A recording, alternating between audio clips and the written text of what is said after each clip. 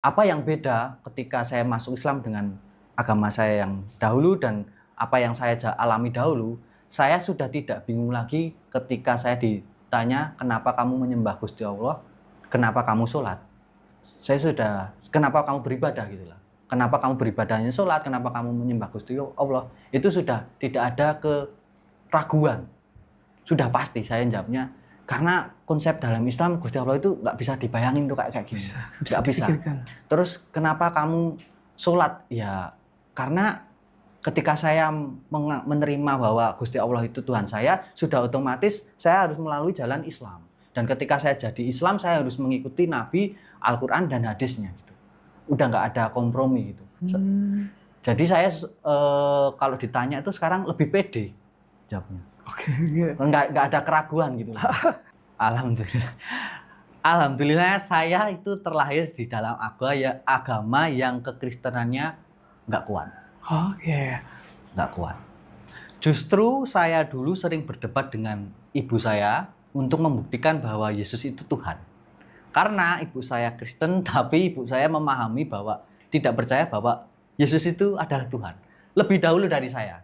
Lebih dulu. Saya yang suka berdebat, enggak, Yesus itu Tuhan, seperti ini gitu. Nah, waktu saya bilang bahwa saya mau masuk Islam, kaget keluarga saya. Bukan menentang, enggak, kaget. Terus gimana Mas ngadepi respon mereka yang kaget itu? Kaget dengan kata, "Loh, kamu dulu sering ngotot-ngotot bahwa Yesus itu Tuhan, Tuhan itu mau berwujud apa-apa itu ya terserah Tuhan, mau berwujud pohon ya terserah Tuhan. Kamu dulu bilang kayak gitu kok tahu-tahu masuk Islam." Karena waktu itu saya mencari Islam itu sembunyi-sembunyi lah Mas. Mencari kebenaran itu sembunyi. Saya menunjukkannya ya saya itu wongnya sing celelekan gitulah, enggak ini. Saya mau humble gitu. Ya enggak humble ya Mas. Iya. Uraan gitu. Dalam hati itu saya mencari wadah buat saya ini mencoba menyembah Sang Pencipta gitu kan. Ibu saya itu kaget karena saya bukan yang Bu aku mau ngobrol sebentar, enggak, kita lagi nonton TV. Saya kan punya ayah tiri, ayah saya meninggal saya umur 2 tahun. Ayah tiri saya itu seorang Islam. Waktu nonton TV tiba-tiba saya ngomong, "Bu, Pak, aku mau masuk Islam," gitu. Wah kaget karena nggak ada omongan, "Bu aku mau ngomong dulu," enggak.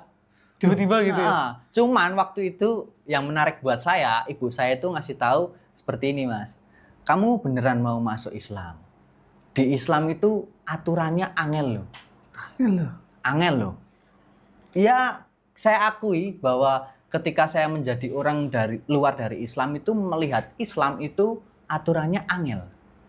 Tapi ketika saya mempelajari, mengamati isi Alkitab, mengamati isi hadis, kayaknya sebenarnya aturan dua agama ini sama. Cuman lebih banyak mana yang melanggar nih. Kalau mau baca bener-beneran aturannya sama. Cuman lebih banyak mana yang melanggar, yaitu orang masing-masing ya Mas ya. Kayak gitu. Jadi kalau mau di ibu saya bilang seperti itu, ya kayaknya di Kristen juga aturannya juga banyak gitu. Cuman kita sudah terbiasa melanggar. Jadi kayak aturan itu nggak ada gitu. Nggak ada namanya rules yang benar. Iya.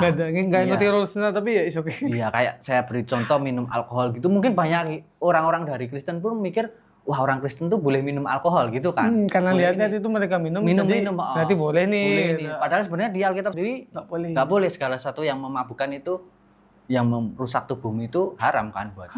Itu ada sebenarnya, ada semua. Waktu itu saya mikir yang wajib gitu, yang wajib aja kayaknya gak susah-susah gini.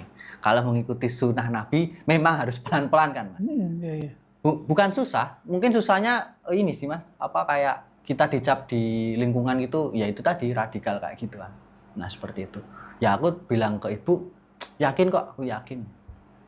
Nah yakin, akhirnya saya alhamdulillah diberi kesempatan sama Allah untuk bersyahadat. Akhirnya saya bersyahadat. Kalau bapak tiri? Bapak sudah Islam. Bapak tiri sudah pas Islam. Jadi itu waktu dengar itu ya? alhamdulillah.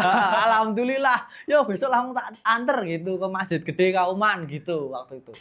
Ayo besok langsung tak anter. Oke, janjian kapan? Sampai akhirnya ya alhamdulillah, semangat lah gitu. Teman-teman lingkungan saya nih Mas.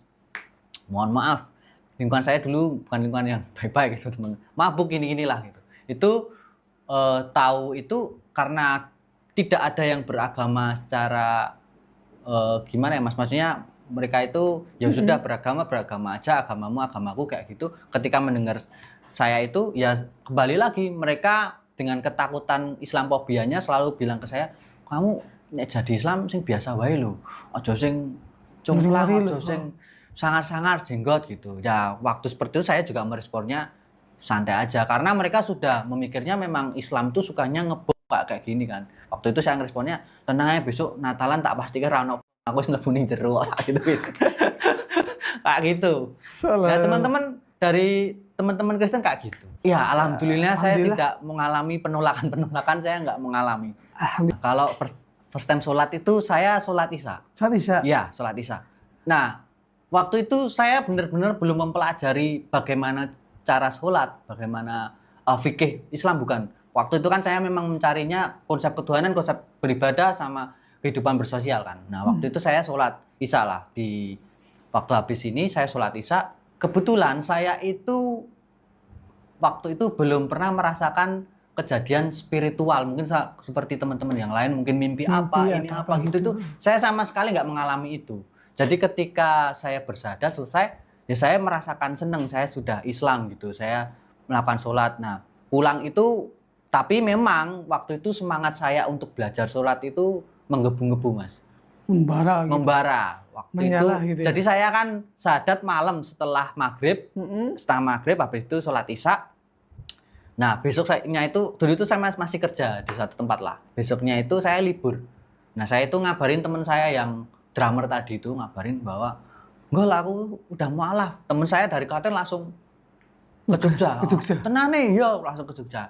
Ternyata begal amal jariah, bawa buku-buku. Pokoknya kamu harus belajar sholat dari buku-bukuku ini. Kau tak ajari sholat karena aku ditulisin tadi bacaan-bacaan sholat itu tulisin pakai tangan dia. Gitu. Waktu itu nggak ngerti itu kenapa kok semangat banget gini. Ternyata yang begal amal itu tadi. Kalau saya guyonan sama dia, wah begal amal tau ben itu amal sisan tau tak gitu. Jadi waktu itu, nah semalaman itu saya belajar sholat Mas. Sampai subuh itu saya nggak tidur sama teman saya. Saya belajar sholat subuh akhirnya bareng. Sampai besoknya saya datang ke masjid tanya tentang ini. Waktu itu kan saya baca. Karena kan dalam Islam itu banyak mazhab ya. Waktu itu saya baca-baca kok bacaannya beda. Ada yang beda, ada yang ini, ada yang ini. Bertanya ke masjid ini, ke marbotnya.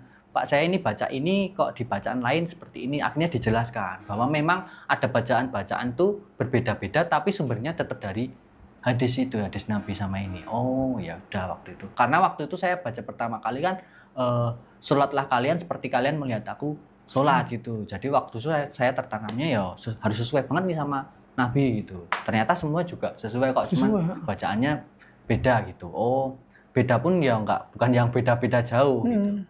Dan ada riwayatnya gitu loh Mas.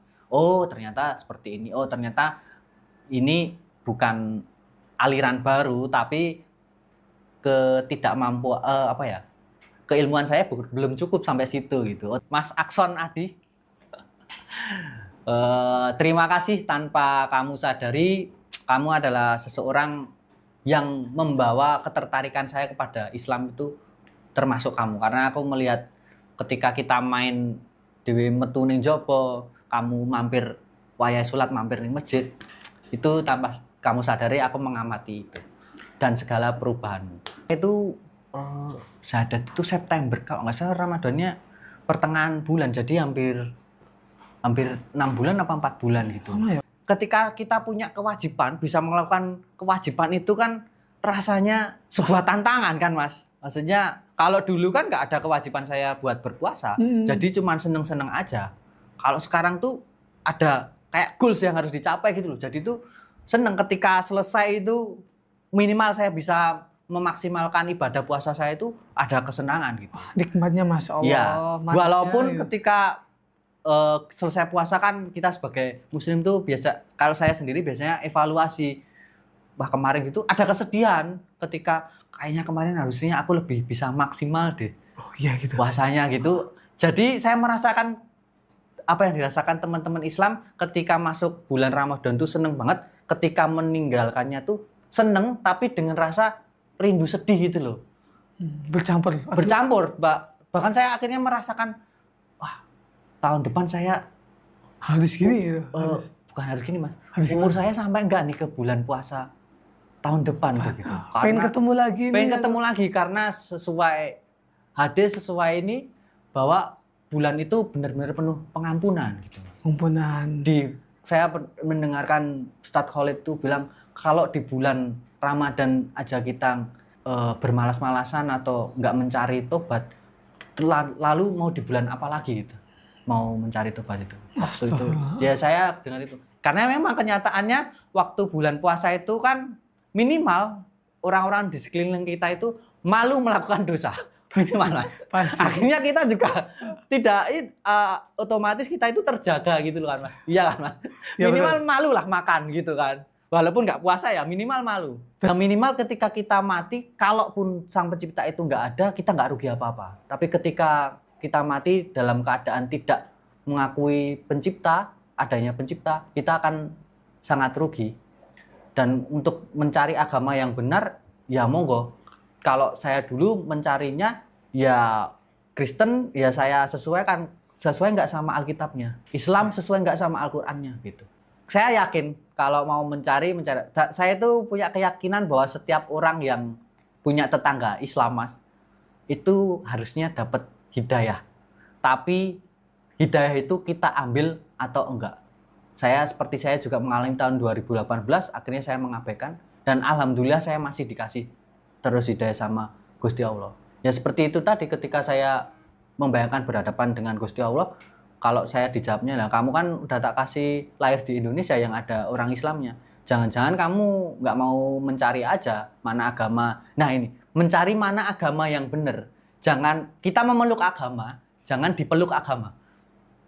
Jadi kalau dipeluk agama kan kita dari kecil udah itu, ya udah itu aja, bukan salahku.